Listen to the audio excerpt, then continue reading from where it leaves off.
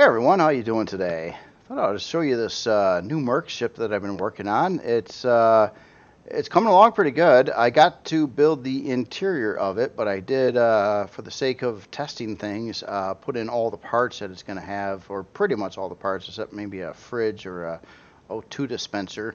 But this is what it's looking like right now. It's kind of a weird design. I've got these kind of thruster pods that are kind of mounted on these pieces over here. It actually works. I don't mind that so much. It's a little bit unusual. I'm always trying to mix things up a little bit. But this is intended to be a high gravity or regular gravity fighter. Basically, it has 8 plasma launchers on here right now, 4 laser turrets, and a single minigun turret on the back. Has long-range radar, 12K ammo storage. It's running a heavy shield as well as 2 shield chargers and 6 shield banks. And so that brings the shield up to 4560 on the shield, and it's within tier 4 CPU and Reforged Eden. So I got a little bit more CPU. I'll probably end up using for little pieces, you know, again, like a O2 tank and a fridge and stuff like that. I don't really have anything going on the interior right now. It does have an interior. As you can see, it's a complete disaster though. I'll have to move everything around and make it all like work and try to be pretty somehow here. There's not much space, and you're gonna have to like get up into the cockpit, which is over here. So I'm trying to figure out exactly how to pull that off. There's some big thrusters around on the ship that I'm trying to keep the player away from with heat on the inside. It does have 4 2x2 by 4 lift thrusters on it, which is the same as what the high gravity creations, the high gravity miners I recently did are. The HGM and TBM. But let's see, also on its flight specs, it's 47 forward, 35 strafing, 70 lift, 35 down, 35 reverse on this. A 4-hour and 10-minute build time. It'd probably go up a little bit from here, but probably not by much. Maybe another 10 to 15 minutes tops, I would say, in build time. Wouldn't mind getting a little bit more fuel tanks in here as well. So that would probably suck up some more of that CPU. Does have the detector long-range radar. No, pretty much everything. And then the 12K ammo bay on it. So just curious what you think of it, if you think it might work. Anything that stands out that's really bad right now, I guess let me know. Now, it does not do warp drive. It doesn't do warp drive for 2 reasons. One, I really can't fit a warp drive in here unless I don't have an interior at all. And number 2, the amount of CPU the warp drive would take would seriously cause me to lessen probably a combination of both guns and thrusters on it. And I don't really have too many options with reducing that stuff very much if I want to keep it nimble where it could fly around pretty good. Now, just taking it for a test flight. Granted, weights and volumes and stuff is not on, but it is a pretty good ship. It strafes pretty good. It can easily hit max speed in all directions. Oh, whoa. I had a little choppy performance here. Yeah, I had a bit of a spawning spree before this video. I ended up spawning like every single Merc creation I've made in the past just to take a look at how this kind of fits into the game plan here. And I also wanted to see what was going on with all the past Mercs, where they sit. And pretty much what I can say, if you look at everything you can see in this view here, all these creations are toast. They're all dead. I wouldn't recommend spawning any single one of these into the game because they're not made for present gameplay, either in Reforged Eden or vanilla. It kind of stinks. They're pretty much all kind of a lot of wasted chips, a lot of SIPs built at different times with different CPUs and different requirements, and then changes were made that broke them and killed them. So this is basically my boneyard of ships. I actually got them separated into different generations, sort of. So here's like the first gen ships, and this is the very first Merc ship ever, the LR-23, which was built in survival in like Alpha 5. And that the next one, the first one I released to the workshop was the MX8, and then after that the MX15 and 18. These ships are way too big and heavy to move. They were RCS dependent ships with the original flight model. There was no CPU, there was no storage controllers, there was no shields at the time either. So these ships were basically kind of set up to take block hits. That's how it worked at one point in time. And the only way a ship could maneuver and turn is if it had an excessive amount of RCS in it, like these ships do. I do get ragged on occasionally because I still have these on the workshop, and people are like, "Well, what was I thinking? You know, look at this; it's got 269 RCS in it." And every time I have to explain that, well, you know, back in the day when this ship was made, that's what you had to do with a heavy creation if you wanted it to maneuver or turn at all. It's not the case anymore. The flight model was changed. The use of RCS was negated pretty much. You can still, it's still in the game, but it doesn't do much. But it was a requirement in the past. In fact, the most RCS ever put in any creation, I believe, was the MX18, coming in at a whopping 353 RCS in it. I don't miss the days of having to put that in the ship. That was a pain in the butt. In fact, so much of the ship's interior space was wasted to put in rows and rows and rows and rows of RCS everywhere, so it could fly decent. Don't miss that at all. Now, also, back in the day, there wasn't a CPU thing. There wasn't like limits necessarily on any of this stuff. So you could just build bigger creations. Like these are like, you know, size class 4 over here, size class, I think this is also a 4 or maybe a 3. A 3, just barely 4. And it basically came down to the cost. Like, for instance, MX8, which is obviously smaller than the MX15, this has a 3-hour and 10-minute build time and costs that. Where this ship over here has a 10-hour and 16-minute build time and costs that. So I didn't mind that. I thought that I actually didn't mind that whole setup. Yeah, if you put on more stuff and more parts and more guns, it costs more. But now we have CPU. We've had different versions of CPU for a long time now. But they kept on changing. Like a lot of these were built to comply with a certain CPU, or CPU was just implemented right after they were built. Like the poor MX-12, I kind of like this ship, was a double-hulled, hardened steel combat vessel. Yeah, shortly after I released it, the CPU model changed. It totally made the ship useless. In fact, I tried to fix this version by removing well, not half the thrusters, but a lot of the thrusters it had on it and some other things, and trying to get it CPU compliant, and it still failed. But I got it pretty close to 60,000 CPU. I think this actually did sort of comply to the 100,000 CPU in vanilla, but you know, I had to take too many important things out of the ship, especially with thrusters that killed it anyway. So this is my Merc Boneyard. Now, of these ships, these two ships in the back were rebuilt to be compliant with today's standard games. So the MX3, actually the MX3R, which I replaced the blueprint to it, and the MX5E. If you've never seen these before, these are two oddball Mercs I never released to the workshop. One was trying to be an ultra cheap Merc Mini. I didn't really like it.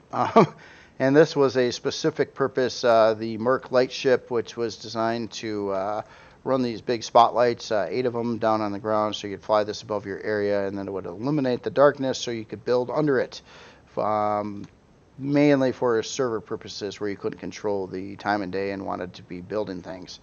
So that's what that's for. But yeah, I don't plan on ever putting those to the workshop. So moving on to, so basically we had the Gen 1s, I guess you could say over there, and then the Gen 2s, which are all this pretty much color scheme. And then the Gen 3s, which are a little grayer, except for the MX5, which I try to keep kind of similar to the original color scheme of the ship when I redid it. So yeah, if you a bit of a recap, these ships, the ones that I've got over here, actually do work in the game for what they're meant to do. MX3R is a functionable ship. It's designed to take in and upgrade and swap around parts. Can be compatible with Reforged Eden and Vanilla. It doesn't hold a huge amount of weaponry. It does have a couple of rocket launchers, a 6-pack of Gatling guns, and a couple laser turrets on the side. The MX1 actually does function. It's very cheap. I actually use this in the game that I'm playing now. It's a 30-minute, 35-second build time. Doesn't need anything special to build it whatsoever. However, it does have a little bit of extra CPU left over, and maybe I should modify the original blueprint on this. It needs more thrust power. So essentially, even when I brought it in, I ended up adding a couple 2x1 thrusters for forward thrust and a couple 2x1 thrusters for lift thrust. Otherwise, it was really struggling to get around at any reasonable speeds, especially if you filled up the whopping 4K storage that it had in it. Yeah, I had 1K ammo storage, but it is a decent, useful scout ship. Can shoot down a drone. You know. The MX4, this was the first Merc that I built with turrets in mind. Turrets weren't a part you could add to SVs in the past, so none of these ships over here have any turrets on them. They only have launchers of one origin or another. So this one was designed to hold some turrets, as well as it does have, I think, 4 launcher positions in it. This one's pretty stripped down the way it comes. Not super expensive. It's compliant with CPU, has a lot of upgrade options inside it. You can add CPU blocks and generators, and even a long-range radar for Reforged Eden. Just trying to remember what I put in here for storage. So ammo bay has 9K. Some of the storage bays went up in these newer models too, because the smaller storage that I was putting in there before is just a little bit too small. And I think that's all this ship has too. I think it just had one storage controller at 9K for ammo only. And this one is probably closest to what the MX or the MX6 is. The MX4 also did not have a warp drive, so either does this one. But this is a combat-oriented ship, kind of like that one is as well. This one has higher capabilities, especially with the shield and its weapon loadout versus the other ship. So it's kind of like similar-ish to the MX4. It probably costs a lot more now because I have all the parts on this one. Yeah, so this is an hour and 37-minute build time, and this one's got I think a 4-hour and 10-minute build time. But I think a lot of that has to do with the parts, and it's also using a little beefier thrusters. Now this is again designed for high gravity with the lift thrusts on there. And then, so basically, in my whole, all these Mercs that I've made over time, basically this section over here is really the only ones that are actually set up for modern gameplay. So I don't really have much in combat ships available anymore. I used to have a lot of them, but not anymore. They're all broke. So yeah, this is one new combat ship, and this one I specifically designed not to use quantum cores or auxiliary cores in it.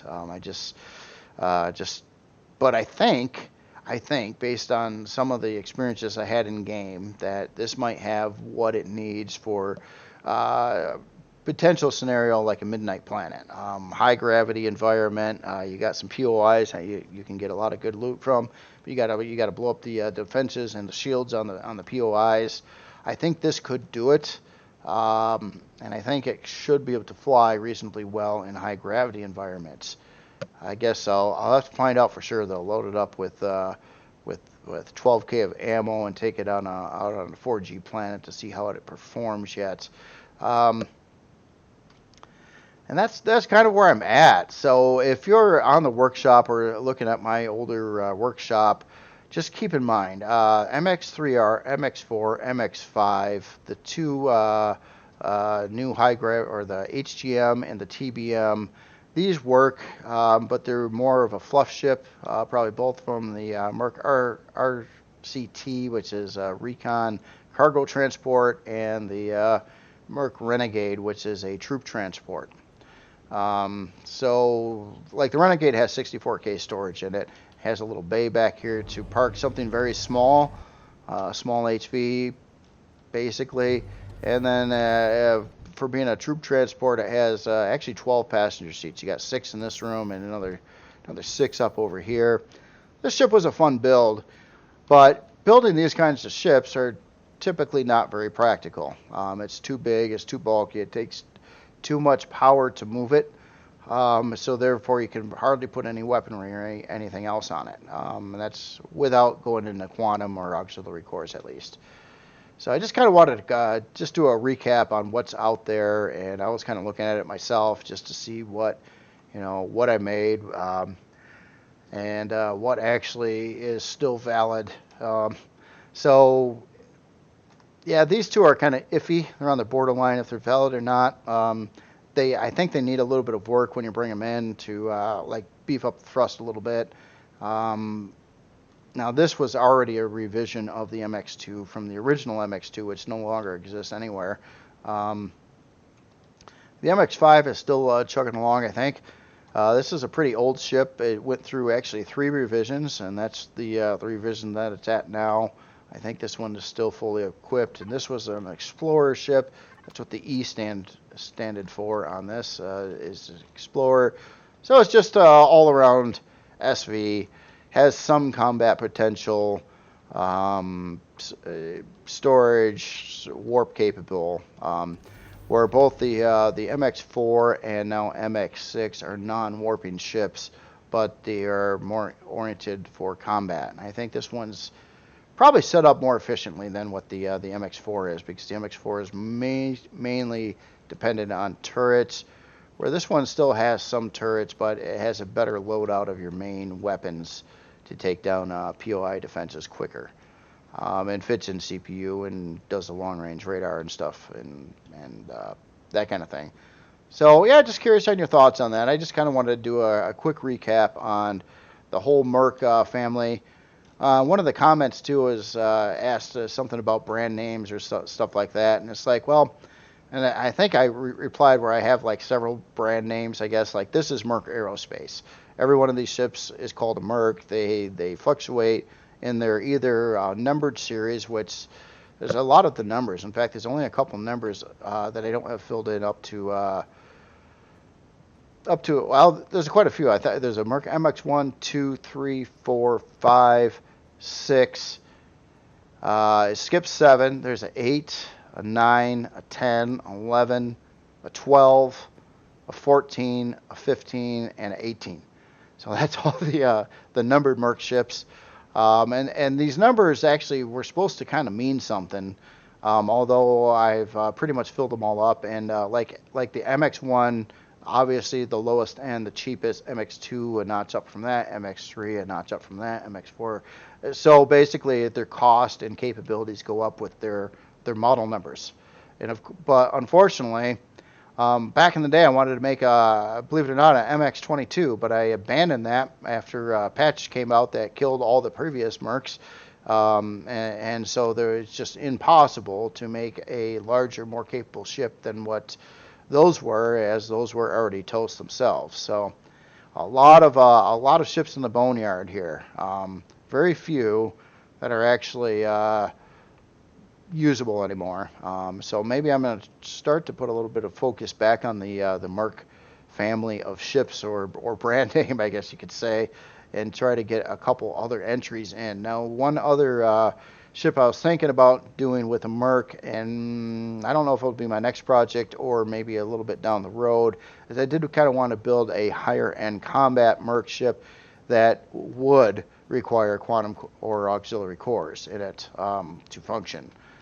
This one I didn't want to do that with, though. I kept it small and really played with the numbers to try to figure out exactly what I can and cannot put on this ship, and I wanted to get it to a particular combat level in which I think it would function all right in game, and then see what else I could add on beyond that. And of course, this one is I think the first and only Merc that takes advantage of shield parts, which are relatively new to the game. So the rest of these, none of these are designed to add in additional shield parts. You could with the MX5 because it's pretty flexible because of a lot of extra space in the interior, basically. It might not look nice unless you arrange it nice, but you could dump in a lot of junk in here and it still have it work. You know, quantum cores and more CPU cores and shield parts and things like that. They could technically fit in here. It would probably look ugly.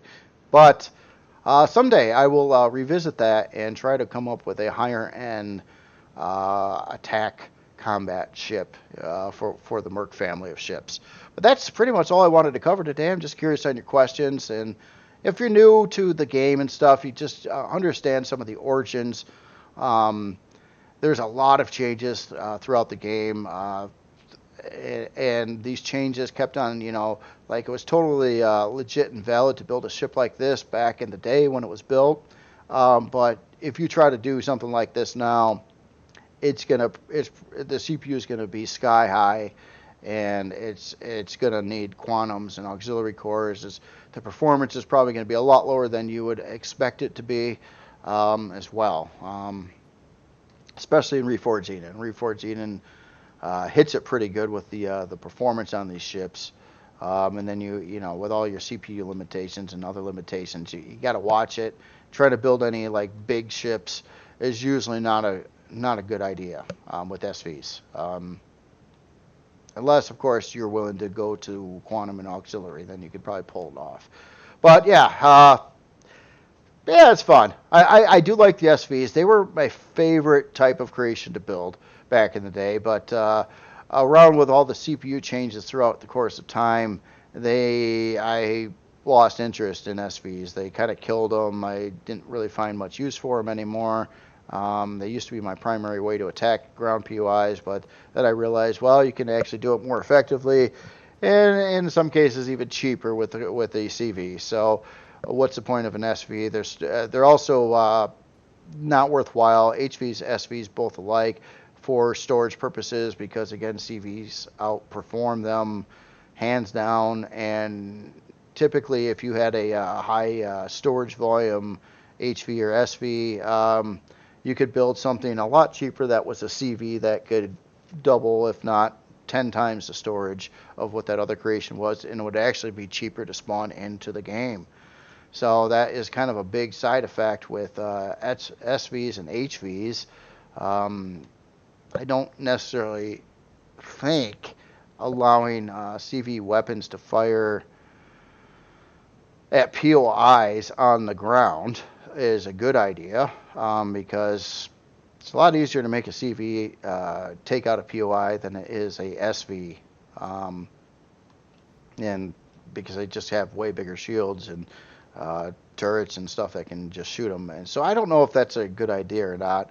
Right now, as it is, I don't see a lot of use for SVs and HVs much in the game right now. That's probably why I haven't really been focusing on building many of them lately either, except for this one for the challenge, because I wanted to revisit SVs. Now, I like to build HVs and SVs because of these small blocks used for them. You can make more detailed creations.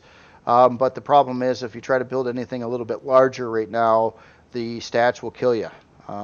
It just doesn't work very good. So I've been most of my builds really have been CVs, because I think they're the most functional type of creation in the game. Anyway, that's all I've got for today. Let me know if you got any suggestions, ideas for this. Sorry about no warp drive. Just doesn't make any sense for this creation to have a warp drive in it. It would lessen the effect of being a combat ship, being CPU compliant. It would remove the interior space, and it wouldn't really, whether or not you warp it or not, I would say you load this on a CV, you fly the CV to, the planet or in space around the planet, and then you use the ship from there. Just having that extra warp drive in there, I just don't think would really do this ship any justice at all. So That's why I left it out. All right. Well, anyway, y'all have yourself a great day, and I'll talk to you later.